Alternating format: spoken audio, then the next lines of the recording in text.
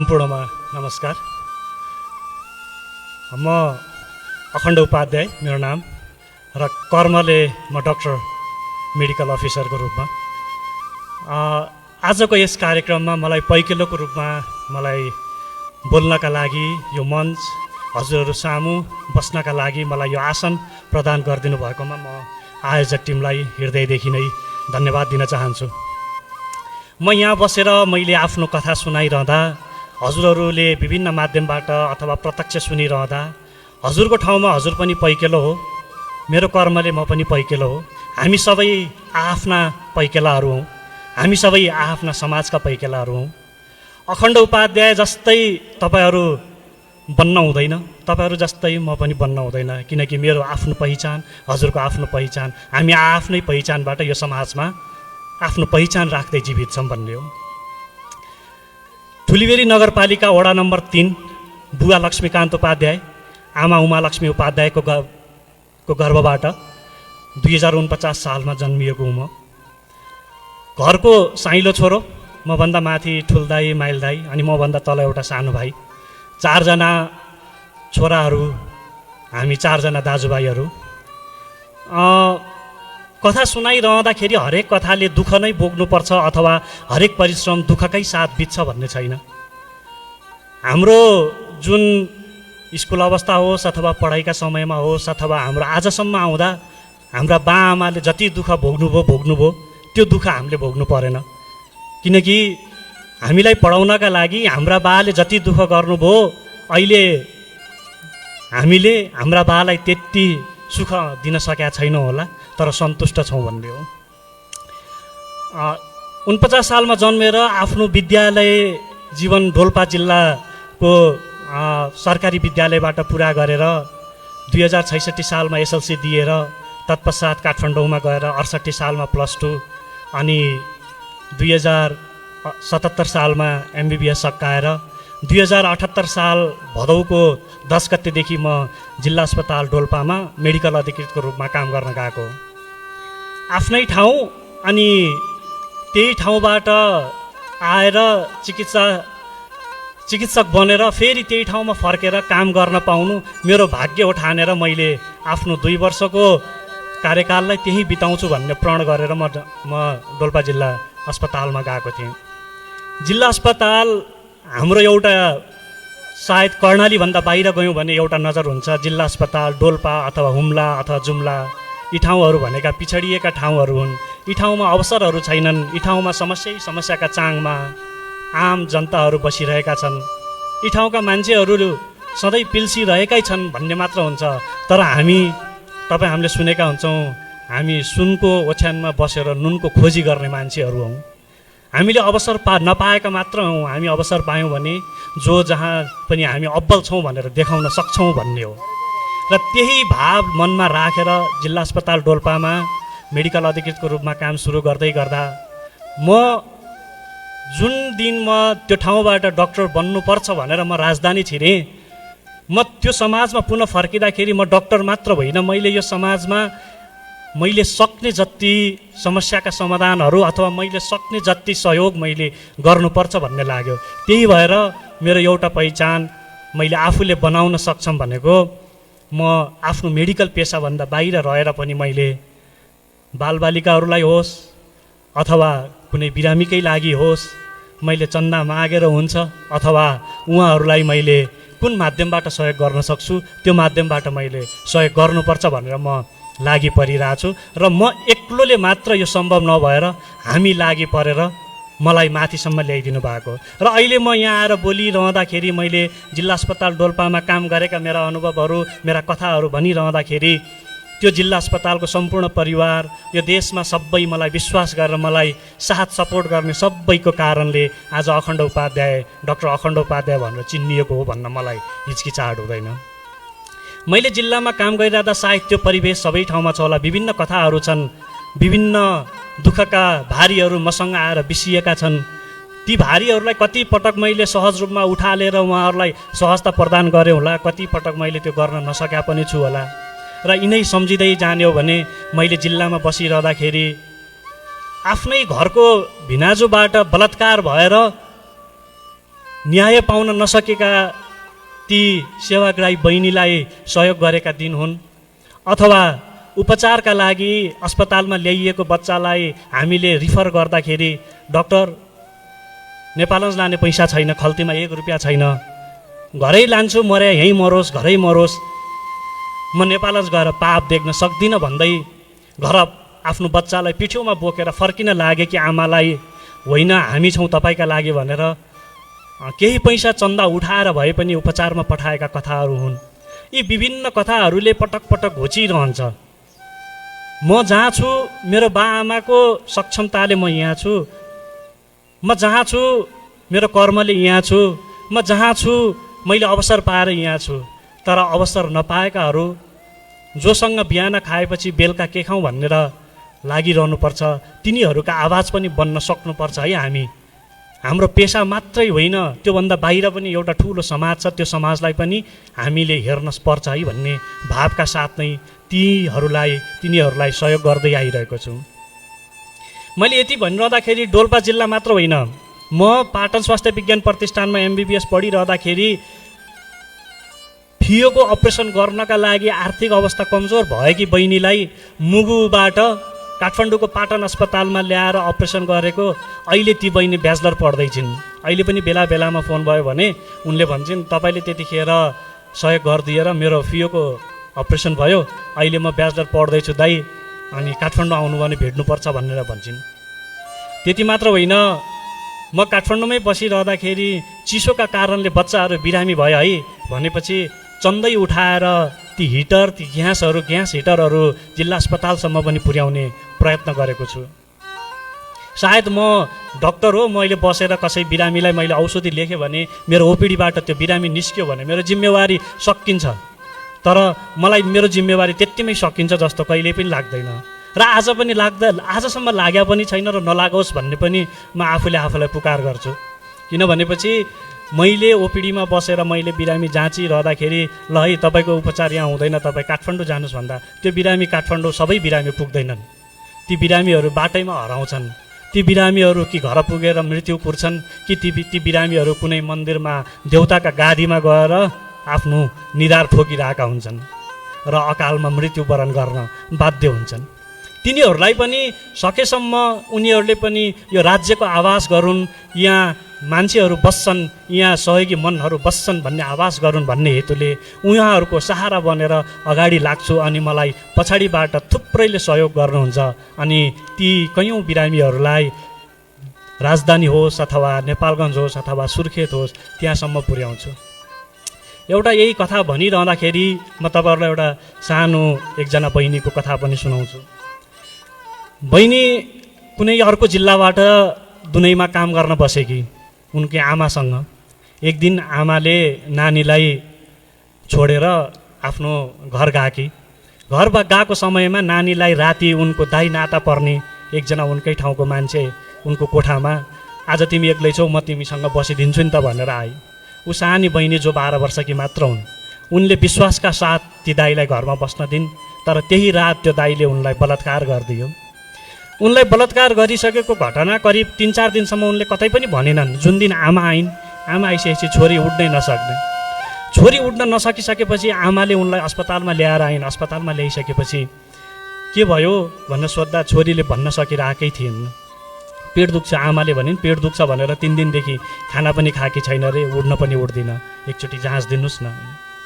हामी कर्णालीमा काम गरिरहँदाखेरि हामी चिकित्सकको एउटा बाध्यता, यदि कोही बिरामीलाई घुँडा दुखेर आउँछ भने पनि हाम्रो स्थितले त्यो घुँडालाई छोएन भने उहाँहरूले यो डक्टरले मलाई हेरेन भन्ने उहाँहरूको मानसिकता हुन्छ। यदि मैले त्यो मेरो स्थितले उहाँको छातीलाई छोएन भनेपछि उहाँको ग्यास्ट्रिक पत्ता लाग्दैन भन्नुहुन्छ, तर मेरो स्थितले ग्यास्ट्रिक कहिल्यै पत्ता लाउँदैन। मेरो स्थितले उहाँको छातीको त्यो सुनाइलाई मात्र पत्ता लाउने हो। तर मैले उहाँहरूको विश्वास राख्नका लागि मैले स्थित दाएर मैले ग्यास्ट्रिक रहेछ भनेर मैले ढाड्नुपर्छ, त्यो विश्वासका लागि मैले। त्यसै गरी ती बहिनीको पेटमा समस्या छ भनेपछि मैले भिडियो एक्सरे गर्नै पर्छ, किनकि भिडियो एक्सरे नगरेसम्म पेटमा के छ भन्ने कुरा मैले मेरो अनुमानले भनेर पनि हुँदैन, विश्वास मान्नुहुन्न र उहाँहरू विश्वस्तका साथ पनि फर्किनुहुन्न। मैले त्यसपछि उहाँको अनुमतिमै मैले आमा र छोरी 2जना मात्र कोठामा मेरो ओपिडीमा राखेर मैले एकजना सिस्टरलाई बोलाएँ, सिस्टर छेउमा राखेर मैले भिडियो एक्सरे गरेँ। जब त्यो प्रोब त्यो बहिनीको पेटमा परेको थियो अनि मैले बहिनीतिर हेरेँ, फेरि त्यो मेरो स्क्रिनमा हेरेँ, त्यहाँ एउटा बच्चाको भ्रूण थियो। त्यो बलात्कार भइसकेपछि गर्भमा बसेको बच्चा, त्यो बच्चाको गर्भमा बच्चा थियो। अनि मैले आमालाई सोधेँ, यिनको त बिहा भएको छैन। आमाले छैन भनेपछि कसरी बच्चा बस्यो त? उसको गर्भमा बच्चा छ। आमाले एकचोटि त्यो छोरीलाई त्यत्तिकै सुतेकै बेलामा गालामा थप्पड हान्नुभयो। मैले भने हान्न हुँदैन, के कारणले गर्दाखेरि भयो यो कारण पो बुझ्ने हो, तपाईँले यसरी गरेर हुँदैन भनेर म पनि झर्केँ। झर्किसकेपछि नानीलाई सोध्दै जाँदाखेरि त्यो रात त्यो दाई कोठामा बसेको बेलामा नानी सुतेको समयमा दाईले 81 उसलाई मुख थुनेर उसले बलात्कार गरेछ र बलात्कारपछि यो घटना कतै भनिस् भने तँलाई मारिदिन्छु भनेको रहेछ। आमा र छोरी मात्र भएकोमा कसैले परपुरुषले गएर आमालाई पनि मारिदिन्छु तँलाई पनि मारिदिन्छु भनेपछि त्यो भयले नै उनले भन्न नसकेको घटना करिब 1 घन्टासम्म उनलाई त्यो ओपिडीमा बसेर उनीसँग कुरा गरेपछि उनले सम्पूर्ण कुरा खुलाइसकेपछि होइन यो घटनालाई अब अदालतसम्म पुर्याउनुपर्छ। त्यो जोसुकै होस्, त्यो मान्छे चाहे तिम्रो घरकै दाइ होस् अथवा जो होस्, उसलाई जेलसम्म पुर्याउनै पर्छ भनेर ती नानीको आमासँग कुरा भइसकेपछि तुरुन्तै त्यहाँबाट लगभग बेलुकाको 3:30-4 बजेतिर म आफै उनीहरूलाई लिएर, आमालाई लिएर जिल्ला प्रहरी कार्यालयसम्म पुगेर यो घटना यस्तो यस्तो भएको छ, मुद्दा दर्ता गर्ने हो कि कसरी हुन्छ, यो नानीलाई न्याय दिलाउनुपर्छ भनियो। र तुरुन्तै त्यही दिन त्यो अपराधीलाई पनि समातेर जेलमा प्रहरीको हिरासतमा लगियो, कानुनी रूपमा अगाडि बढ्दै गइयो। नानी स्कुल जान सक्ने अवस्थामा थिएनन्। त्यसपछि विद्यालयमा कुरा गरियो, नानीलाई विद्यालयसम्म जानका लागि व्यवस्था गरियो। विद्यालयको प्रिन्सिपललाई भनेर, बालमन्दिरमा पढ्ने नानीलाई प्रिन्सिपललाई भनेर विद्यालयमा पुनः जानका लागि वातावरण बनाइयो। उनका साथी, ऊ सानी अबोध नानी, उनलाई साथीहरूले जिस्काउँदा रहेछन्। ऊ पनि भनिदिँदै रहेछ मेरो त गर्भमा बच्चा भएको बेला फालेको हो नि, उनलाई के पनि थाहा नहुने। तर त्यसले कति उसको मानसिकतामा पछि कति असर पर्छ भन्ने न उनलाई, नानीलाई थाहा थियो न उनका साथीहरूलाई। अनि तिनै कुरा बाहिर सुनिसकेपछि फेरि स्कुलमा गएर त्यहाँका बालबालिकाहरू जसले उनलाई त्यसरी होच्याउँथे तिनीहरूलाई यसरी भन्न हुँदैन भनेर ती बालबालिकाहरूलाई पनि सम्झाएपछि नानी कक्षा 5मा पढ्दै थिइन्, अहिले पनि पढ्दैछन् सायद। अहिले केही समय भयो उनीसँग मेरो सम्पर्क छैन र उनको अपराधी अहिले जेलमा छ। कुनै बेला म डोल्पैमा काम गरिरहँदाखेरि ऊ स्वास्थ्य जाँचका लागि अस्पतालमा आउँदा तपाईँका कारणले गर्दा म जेलमा परे हो नि भन्थ्यो। मैले भने तिम्रा कारणले गर्दाखेरि हो, तिमीले ती 12 वर्षकी नानीलाई बलात्कार गरेर गर्भमा बच्चा राख्दा एकछिन डराएको भए, त्यो नानीलाई छुनुभन्दा पहिला डराएको भए यो हुँदैन थियो भनेर भनिरहन्छु। भनेको अपराधीहरूलाई पनि जेलसम्म पुर्याउनका लागि हामीले काम गरिरहेका हुन्छौँ। अर्थात् चिकित्सक मात्रै पेसा गरेर यो समाज बदलिन्छ जस्तो लाग्दैन मलाई। कहिलेकाहीँ दुर्गमका ठाउँहरूमा त्यो चिकित्सकभन्दा पनि बाहिर अर्को एउटा मानव जीवन छ भन्ने ठान्नुपर्छ जस्तो भाव आउँछ मलाई। अझ विशेष गरी दुर्गममा काम गरिरहँदा यी नानी जस्तै प्रतिनिधि थुप्रै भेटिन्छन्। यी नानी त नाता पर्ने दाइ, घरैका भिनाजुले बलात्कार गरेर अदालतसम्म जान नसकेकी नानी हुन्, अथवा घरैमा तैँले छोरी मात्र पाइस् भनेर श्रीमानले कुट्दा हड्डी भाँचिएर अस्पतालसम्म आएकी आमाहरू हुन्, अथवा 11वटा छोरी भइन् भनेर 12औं सन्तानमा छोराको आश गर्दै आएर 12औं सन्तान छोरी पाएर श्रीमानले केयर गर्न छोडिदिएका आमाहरू हुन्। यी सबैको मनोभाव बुझ्दै काम गर्नुपर्छ दुर्गममा बस्दा। र अर्थात् तपाईँले काम गरिरहँदाखेरि सेवासँग भाव पनि मिसिनुपर्छ जस्तो लाग्छ। जहाँ तपाईँ हामीसँग भाव मिसिन्छ र त्यहाँ सेवा उपलब्ध गराउन अझ धेरै सहजता हुन्छ जस्तो लाग्छ। त्यस्तै गरी हामीले दुर्गममा बसेर हामी बारम्बार भन्छौँ सिटामोल पाउनन् हाम्रा बिरामीले, सिटामोल पाउनन् हाम्रा बिरामीले भनिरहँदाखेरि सिटामोल मात्र होइन, हाम्रा बिरामीहरूले बाटो पनि पाएकै हुँदैनन्। कहाँ जाने, कोसँग जाने, कसलाई भेट्ने तपाईँ हामीले पनि अनुभव गरेकै छौँ नि, होइन र? हामी कतैबाट आएर कुनै अस्पतालमा छिर्यौँ भने को डक्टर भेट्ने, को राम्रो डक्टर, को डक्टरलाई भेट्दा सजिलो हुन्छ, लाइन कहाँ लाग्नुपर्छ भन्ने हामी आफैलाई थाहा हुँदैन। त्यो दूरबाट आउनेलाई झन् थाहा हुँदैन। अनि मलाई कहिल्यै पनि लागेन कि ओपिडीमा बसेर मैले रिफर टु हायर सेन्टर लेखेर पठाएपछि त्यो बिरामी हायर सेन्टर पुग्छ भनेर ढुक्क बस्न सकेन। जो बिरामीलाई उपचार गरेपछि यो बिरामीले अबको जिन्दगी यसले अझ सुधार भएर यसले जिउन सक्छ भन्ने लाग्थ्यो। ती बिरामीहरूलाई होइन अस्पतालसम्म जाने बाटो कि हामीले देखाउनै पर्छ भनेर। कतिपटक अस्पतालका हाम्रा सँगै काम गर्ने सहकर्मीहरूलाई उहाँहरूसँग अनुरोध गरेर पनि कैयौँ बिरामीलाई पठायौँ। एकजना बहिनी घर डोल्पामा काम गर्न बसेकी आमाहरूसँग सानी लगभग 12-13 वर्षकी नानी, उनलाई सानैमा सुगर रहेछ। कसैले उनीसँग बस्ने कसैले भनिदियो सुगर भएको मान्छेले भेली खायो भने सन्चो हुन्छ भनिदिएछ। उनले काम गर्ने अनि हरेक दिन आधा केजी भेली ल्याएर खाँदी रहेछन्। एक दिन 81 उनको आँखा देख्न छोडिन् उनले, दुवै आँखा देख्न। अघिल्लो दिनसम्म मजाले काम गर्ने नानी अर्को दिन उनकी बहिनीले उनलाई डोर्याउँदैन अस्पतालसम्म ल्याइन्। हातमा एक मुठ्ठो रिपोर्ट थियो, प्रदेश अस्पताल सुर्खेतका रिपोर्टहरू थिए, राप्ती अस्पतालका रिपोर्टहरू थिए। ती रिपोर्टहरू ल्याएर डाक्टर यो रिपोर्ट हेरिदिनुहोस् भनिन्। यसो रिपोर्ट पल्टाएँ, सुगर रहेछ। सुगर थियो, अहिले के भयो? आँखा देख्न छोडी दिदीले हिजोबाट आँखै देख्दिनँ, यो दुवै आँखा देख्दिनँ। त्यसपछि उनीसँग कुरा गर्दै जाँदा थाहा भयो उनी कुनै गलत सल्लाहमा परेर उनका दुवै आँखाका दृष्टि उनले गुमाएकी रहेछन्। यसको उपचार यहाँ हुँदैन, सुर्खेतसम्म जानुपर्छ। जान सक्छौ? पैसै छैन। ठेकदारसँग काम गरेको पैसा जम्मा 2000 रुपियाँ हो, त्यही पनि दिया छैन। आमा आउँदै हुनुहुन्छ, आमा आएपछि अहिले सल्लाह गरौँला भनिन्। ओपिडीको बाहिर कुरी राखेकी थिइन्। मलाई त्यतिखेर विश्वस्त थिएँ म यी जान्नन् तल उपचार गर्न भनेर। त्यसपछि जिल्ला अस्पताल डोल्पामा सँगै काम गर्ने मेडिकल अधिकृत अन्य सँगैका सहकर्मीहरू अनि पारामेडिक्सहरू, नर्सिङ स्टाफहरू सबैसँग मैले त्यतिखेर भेटेर हामीले पैसा उठाउनुपर्छ होला यो नानीलाई सुर्खेतसम्म पुर्याउनका लागि। त्यसपछि सुर्खेत प्रदेश अस्पतालमा आँखा विभागमा काम गर्ने एकजना सरलाई फोन गरेँ। उहाँलाई फोन गरेर यो बिरामी म पठाउँदैछु सर, हेरिदिनुहुन्छ भने। हुन्छ पठाउनुहोस् भन्नुभयो। हामीले करिब स्टाफहरूले मात्रै एक वचनमा हामीले करिब 35,000 देखि 40,000 रुपियाँ उठायौँ। उठाइसकेपछि ती रोल्पाकी नानीलाई डोल्पामा काम गर्ने कर्मचारीहरूले हामीले सुर्खेत पठायौँ। सुर्खेत आइसकेपछि पहिलो 2 चरणसम्मको उपचारसम्म उनीसँग सम्पर्कमा थियौँ। त्यसपछि उनीसँग सम्पर्क भएन र भर्खरै केही समय अगाडि मात्रै मैले अरू नै बाट सुने उनको आँखाको ज्योति केही मात्रामा फर्केको छ भनेर। अर्थात् हामी बारम्बार मलाई यो भएन, मलाई ऊ भएन। मेरो हातमा आइफोन बोकिरहँदाखेरि मलाई त्यो अपग्रेडेड आइफोन चलाउन मलाई मन मानिरहँदाखेरि कुनै बिरामीलाई पुर्जी काट्नका लागि 20 रुपियाँको अभाव हुन्छ भनेपछि त्यो अभावमा मलम बन्न सक्नुपर्छ हामी जस्तो लाग्छ।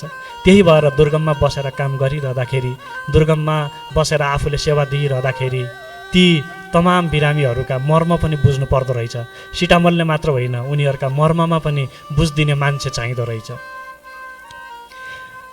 यति मात्र होइन, अस्पतालभन्दा बाहिर गएर कहिलेकाहीँ आफूलाई फर्काउँछु। म विद्यालयमा पढ्दाखेरि हामी रहरले हातमा कापी समातेर हिँड्थ्यौँ स्कुलमा। तर यहाँ बाध्यता छ कतिलाई झोला किन्न नसकेर हातमा कापी र कलम समातेर जानुपर्छ। तिनीहरूका लागि पनि, त्यो वर्गहरूका लागि पनि हामीले कतै एउटा आवाज बिकायौँ भने त्यो आवाज सार्थक पो हुनसक्छ कि भनेर विभिन्न पटक विभिन्न सामाजिक सञ्जालहरूमा आग्रह गरेर आफ्नो पर्सनल एकाउन्टमै पैसा अझ भनौँ चन्दा आह्वान गरेर विभिन्न विद्यालयका भाइ बहिनीहरूलाई कहिले कापी, कहिले कलम, कहिले झोलाहरू, कहिले जुत्ताहरू सङ्कलन गरेर विद्यालयहरूमा दिँदा छुट्टै किसिमको अनुभूति हुन्छ।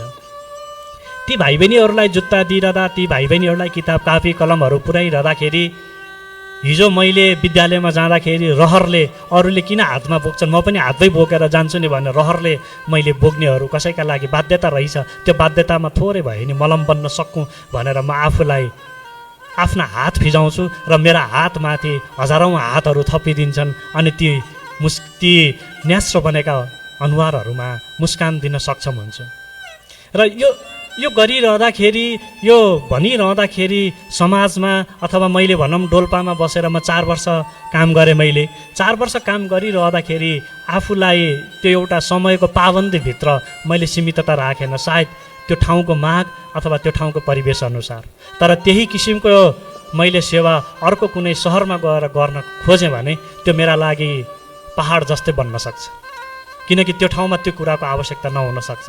अर्थात् जुन ठाउँमा जसको आवश्यकता छ त्यो आवश्यकता अनुसार हामी सेवा प्रवाह गर्ने मान्छेहरू ढल्दियौँ भने दुर्गमलाई भोलिका दिनमा सुगम बनाउन गाह्रो होला जस्तो लाग्दैन। र यति गरिरहँदाखेरि अघि सुरुमै भन्नुभएको थियो मैले विभिन्न माध्यममा दुर्गमका आवाजहरू उठाइरहँदाखेरि दुर्गमका जनताहरूले सुविधा पाउनुपर्छ, चाहे शिक्षामा होस् चाहे स्वास्थ्यमा होस्, यी सुविधाहरू राज्यले दिनबाट वञ्चित हुनु हुँदैन भनेर आवाज निकालिरहँदाखेरि पनि मलाई बेला बेलामा कहिले कविता लेख्न मन लाग्छ, कहिले गीत गाउन पनि अभिरुचि राख्छु। र त्यही भएर आज म तपाईँहरूलाई म गीत होइन म एउटा सानो कविता सुनाउन चाहन्छु। किनकि यो राजधानी कर्णाली, जुन कर्णाली छ त्यो कर्णाली प्रणालीभन्दा अझै टाढा छ। त्यही सम्बन्धी भएर एउटा केही समय अगाडि मात्र एउटा सानो कविता लेखेको थिएँ। म एउटा त्यो कविता वाचन गरेर अब यो आजको यो बसाइलाई म यहीँनिर बिट मार्न चाहन्छु।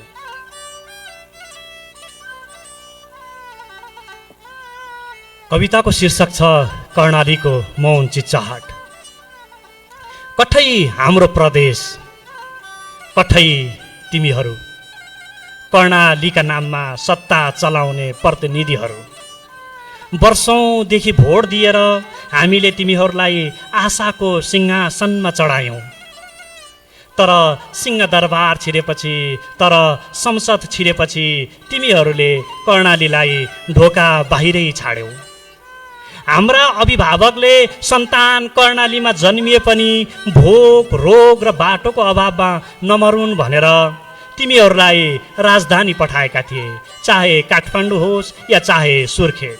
घर छेउमै उपचार पाओस् भनेर, सडकले गाउँ छोस् भनेर, जहाजले दुःख सबै बोकेर सहर लैजाओस् भनेर हामीले भरोसा दिएका थियौँ, हाम्रा बाआमाले भरोसा दिएका थिए। तर फर्केर के पायौँ? खाली भाषण, खाली फाइल, खाली आश्वासन। डोल्पा होस् या हुम्ला, मुगु होस् या जुम्ला, कालीकोट, जाजरकोट, सल्यान, रुकुम, पश्चिम सुर्खेत, दैलेख, नक्सामा नाम बदलिए, पीडा कहिल्यै बदलिएन। कतै विकासको एकहोरो दृष्टि, कतै विकासको एकहोरो दृष्टि, कतै खुल्ला सौतेनी व्यवहार, कतै चिल्ला सडकमा सत्ता दौडिन्छ, कतै धुलोमा जनता घिस्रिन्छ। कतै बाटो खनेर बीचमै गाडिएका सपना, तैपनि हामी कुनै दिन गाडी गुड्ला भनेर चुपचाप पर्खिरहेका छौँ, त्यही बीचमै गाडिएका सपनाहरूमाथि बसेर। हिउँद आयो भने कर्णाली जम्छ, बिजुली छैन, उज्यालो झरोको भरमा बस्न बाध्य छ। वर्षा आयो भने बस्ती बग्छ, हिउँ पर्यो भने बस्ती हिउँको ओछ्यान मुनि बस्न बाध्य हुन्छ। तर तिमीहरू एसी जोडिएका कोठामा बसेर, तर तिमीहरू एसी जोडिएका कोठामा बसेर हामी समस्या बुझ्दैछौँ भन्ने निर्लज्ज उत्तर दिन्छौ। के त्यही बुझाइले म बाँच्नुपर्ने हो? केही त्यही बुझाइले हामी बाँच्नुपर्ने हो? परदेश बनायौ, राजधानी सजायौ, तर गाउँलाई आज पनि राज्य मानेनौ। नक्सामा बाटो कोर्यौ, जहाँ खन्नु पर्थ्यो खनेनौ, जहाँ फुटाल्नु हुँदैन थियो त्यही भिर फुटायौ। सडकसँगै एम्बुलेन्स पुर्यायौ भनेर गर्व गर्छौ, तर त्यो एम्बुलेन्स कहिले नचल्दा, कहिले ढिलो पुग्दा मानिस मरेको देख्नै चाहेनौ। अब बन्द गर कर्णालीमा आएर विकास निर्माणाधीन छ भन्ने नाटक गर्न। जब संसार चल्छ कर्णाली हराउँछ, जब कर्णाली रुन्छ तिमीहरू लुक्छौ। जब एकपटक सिंहदरबार छोड, अब राजधानीको कुर्सी त्याग, अब सुर्खेतबाट बाहिर निस्क, अब आफ्नै माटोमा उभिएर जनताको आँखामा हेर्ने हिम्मत गर। नत्र याद राख, नत्र याद राख, यो मौनता डर होइन, यो चिच्चाहाट कमजोरी होइन। यही मौनता, यही चिच्चाहाट एक दिन आगो बनेर उठ्नेछ र त्यो दिन कर्णालीले जवाफ होइन हिसाब माग्नेछ। त्यो दिन कर्णालीले जवाफ होइन हिसाब माग्नेछ। र यहाँ मलाई पैकेलोको रूपमा बसेर, मलाई पैकेलोको रूपमा मलाई यहाँसम्म उभ्याइदिने सम्पूर्ण आदरणीय डोल्पालीहरू, सम्पूर्ण आदरणीय कर्णालीवासीहरू, सम्पूर्ण आदरणीय यो देशमा मलाई विश्वास गरेर दूर दराजबाट पनि मलाई साथ सपोर्ट गर्ने, मलाई विश्वास गर्ने सम्पूर्ण मेरा मान्यजनहरू, सम्पूर्ण मेरा आदरणीय व्यक्तित्वहरूप्रति धन्यवाद दिन चाहन्छु। र एकदमै मनैदेखि धन्यवाद। यो कर्णाली उत्सव आयोजक टिमलाई धन्यवाद दिँदै मेरो कथालाई यहीँ बिट मार्न चाहन्छु। कति न्याय दिन सके थाहा छैन, आउने दिनमा अझ सत्कर्म गर्ने प्रेरणा मिलोस् भन्दै बिदा हुन चाहन्छु। धन्यवाद। धेरै धेरै धन्यवाद। आजको पैकेलो हाम्रो डाक्टर अखण्ड उपाध्यायलाई एकछिन केही बेर स्टेजमै रहिरहनको लागि हार्दिक अनुरोध गर्दछु र यहाँलाई हाम्रो कर्णाली उत्सव कुडा कर्णालीको तर्फबाट कर्णालीको रैथाने नासो वितरण गर्ने कार्यक्रम रहेको छ र नासो वितरण गरिदिनु हुनको लागि कर्णाली उत्सवका आयोजक टिमका सदस्य तिलक पौडेलज्यूलाई अनुरोध गर्दछु र यसमा सहजीकरण गरिदिनको लागि हाम्रो स्वयंसेवक साथीहरूलाई हार्दिक अनुरोध गर्दछु। पैकेलो हामीले आफैमा तस्बिर आफै बोल्छ भने चाहिँ पैकेलोको मुखबाट धेरै कुराहरू सुन्यौँ, तर त्यो सुन्दै गर्दा पछाडि पृष्ठभूमिमा बजिरहेको धुन कतिले याद गर्नुभयो? नेपथ्य ब्रान्डद्वारा गाइएको स कर्णाली बोलको गीत, कर्णप्रिय गीतका रचयिता आज